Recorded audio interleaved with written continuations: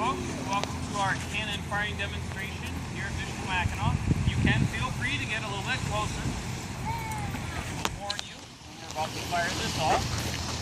Now, this particular kind of cannon here is a 6-pounder, and this was actually one of the heaviest guns that we had here at Michilimackinac in the 1770s.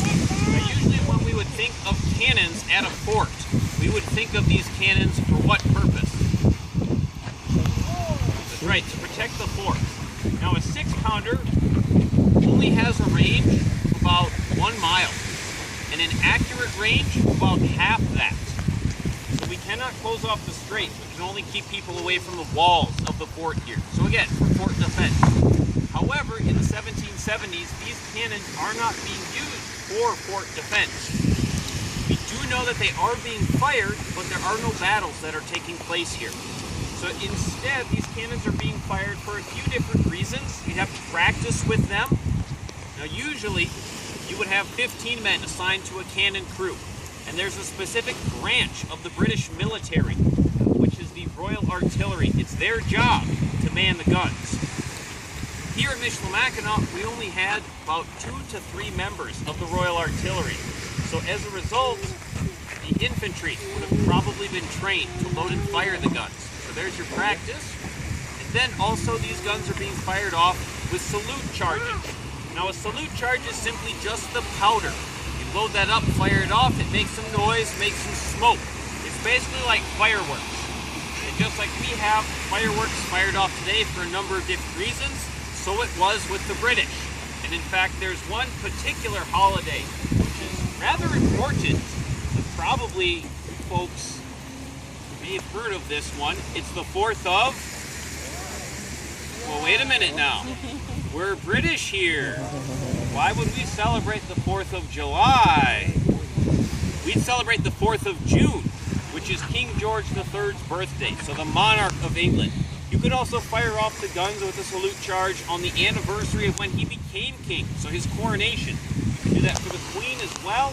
The guns would be fired when folks would arrive at this fort.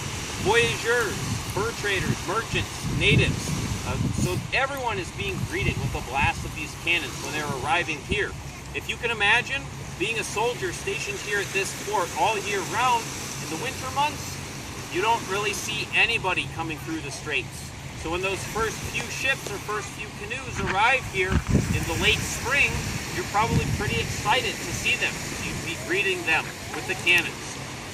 Now in loading up a salute charge, you can do it with just 2 people, and we'll show you exactly how that's done. However, you must ensure that all the steps are performed correctly, because if they aren't, you could seriously injure yourself and your cannon crew mates. So for our first step, Jim is going to act as our matross. That's the loader. So he takes a wormer, like a big corkscrew, and runs that down the barrel. He's going to twist it around to pull out any debris which is inside of this gun. So basically we're cleaning this out before we are loading and firing it. So the next step would be to take a swab, which has been wet in a bucket of water, and that will be run down the cannon. Now the swab actually serves 2 purposes. 1, it extinguishes any sparks, and 2, it also pushes out the air. You might be wondering what I'm doing here. This is called thumb stalling the gun. So I have my thumb over a small opening in the back of this gun. So with this, in combination with the swabbing, we force out all the air, create a vacuum.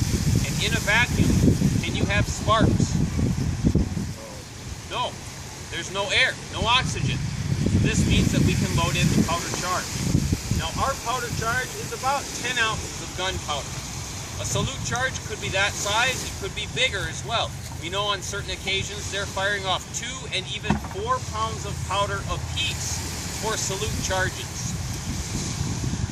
Now we have performed our jobs correctly because that charge has not exploded prematurely inside of the cannon. That sometimes did happen, especially if you did not swab up the gun correctly. But since we've performed our jobs correctly, we can move here to the back of the gun, and Jim will act as our gunner. He takes a brass vent pick, runs that down through the touch hole, that tears open the powder charge.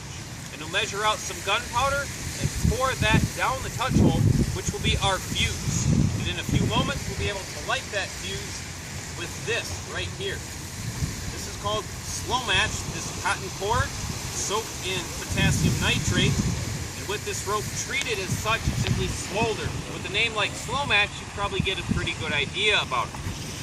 Now, for firing off a salute charge, slow match works great. You're not really rushed. But if you were in battle, you might have to use something different. You'd keep the slow match burning, instead you'd light a port fire, which is just basically a road flare. But for a salute charge, as I mentioned, this slow match will work just fine. And on this device here, our linstock, that's where we've got our slow match wrapped. This linstock allows us to stand off to the side of the gun and fire it. With a small salute charge, this gun really won't move. With a larger salute charge, it will.